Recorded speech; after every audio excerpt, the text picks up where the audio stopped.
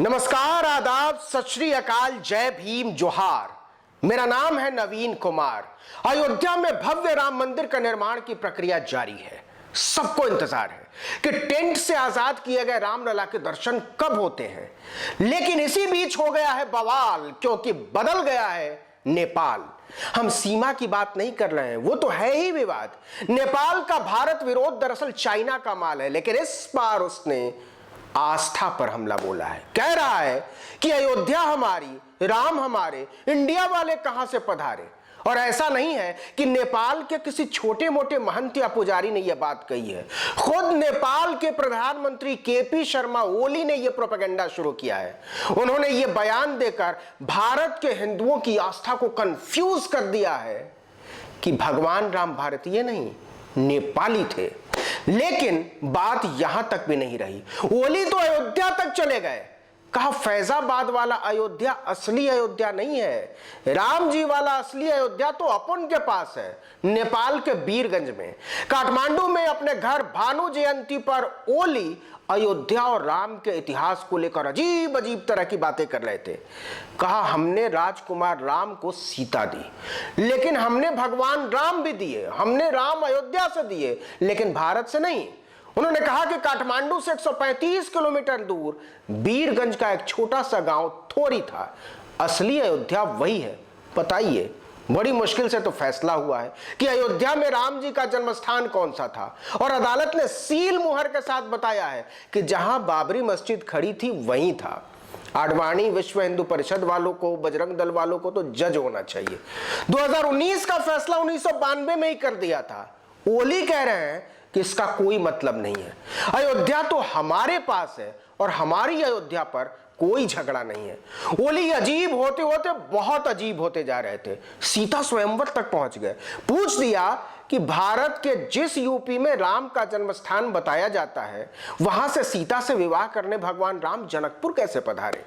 उनकी दलील इस मान्यता पर आधारित है कि उस समय कोई फोन वोन तो था नहीं। फिर उन्होंने संवाद कैसे किया। ओली का बयान बहुत नाजुक समय में आया है। भारत और नेपाल के बीच सीमा विवाद चल रहा है। नेपाल ने अपने नए राजनीतिक नक्शे को मंजूरी दे दी है। इसमें तिब्बत, चीन और नेपाल से सटी सीमा पर स्थित भारतीय क्षेत्र के कालापानी, लिपुलेख और लिम्पियादूरा को नेपाल का हिस्सा बताया गया है। भारत ने नेपाल के इस हरकत पर कड़ा एतराज जाहिर किया था और चीन का नाम लिए बगैर कहा था कि नेपाल ऐसा दूसरों के कहने पर कर रहा है। लेकिन ओली की हिम्मत देखिए। अपने ताजा बयान में वो बिहार के वाल्मीकि नगर तक पहुंच गए। वाल्मीकि नगर पश्चिमी चंपारण जिले में है। ओली ने कहा है कि वाल्मीकि नगर का भी कुछ हिस्सा दरअसल नेपाल में आता है। मामला इतना सीधा है नहीं। इसे समझने के लिए नेपाल की राजनीति को समझने की जरूरत है। और मामला यह है कि ओली की तकदीर भी अब राम भरोसे है। ओली अपनी पार्टी एनसीपी में अकेले पड़ गए हैं। पार्टी ने नेता पद से उनसे इस्तीफे की मांग की है, लेकिन ओली इस्तीफा देने को तैयार नहीं है। उनके मुख्य विरोधी पुष्प कमल दहल और प्रचंड ओली के इस्तीफे से कम पर मानने को तैयार नहीं है। दोनों नेताओं के बीच 6 दौर की बातचीत हो चुकी है, लेकिन मसला सुलझ नहीं रहा, नजर भी नहीं आ रहे। ऐसे में ओली ने नेपाली राष्ट्रवाद का फंदा फेंका है। वो जानबूझकर अपनी छवि सबसे कट्टर भारत विरोधी नेता की गढ़ना चाहते हैं। नतीजा यह हुआ कि राम और अयोध्या पर ओली अपने ही देश में घिर गए। नेपाल की राष्ट्रीय प्रजातंत्र पार्टी के नेता और पूर्व उप प्रधानमंत्री कमल थापा ने इस पर सख्त ऐतराज जताते हुए कहा कि किसी भी प्रधानमंत्री के लिए इस तरह का आधारहीन और अप्रमाणित बयान देना ठीक नहीं है। एक ट्वीट में उनका कहना था कि ऐसा लगता है पीएम ओली भारत और नेपाल के रिश्ते को बिगाड़ना चाहते हैं, जबकि उन्हें तनाव कम करने के लिए काम करना चाहिए।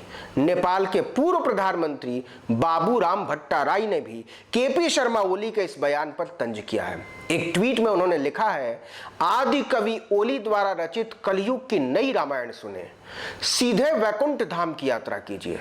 नेपाल के वरिष्ठ पत्रकार अमित ढकाल ने भी पीएम ओली के बयान पर चुटकी ली है। उन्होंने अलग से ट्वीट किया है कि श्रीलंका द्वीप नेपाल के कोशी में है, वहां हनुमान नगर भी है, जिसका निर्माण वानर सेना ने किया होगा। जब वो पुल बनाने के लिए इकट्ठा हुई होगी। तो क्या समझे, राम तो व्यापक है, विशाल है, वैश्विक है। राम पर कभी कोई बवाल नहीं होता, बवाल हमेशा राम जन्मभूमि पर होता है। और भूमि का झगड़ा कोई नया नहीं है। चीन से भूमि का झगड़ा है, नेपाल से भूमि का झगड़ा है, पाकिस्तान से भूमि का झगड़ा है। झूठ लिखा है कि ये दुनिया एक मिट्टी की तरह है। दुनिया की सच्चाई तो सनी लियोनी ने समझाई है, बेबी डॉल में सोने दी ये दुनिया पित्तल दी। इस वीडियो में इतना ही। ऐसे तमाम वीडियो के लिए देखते रहिए आर्टिकल 19। सब्सक्राइब करिए, इसे लाइक करिए, शेयर कीजिए। नमस्कार।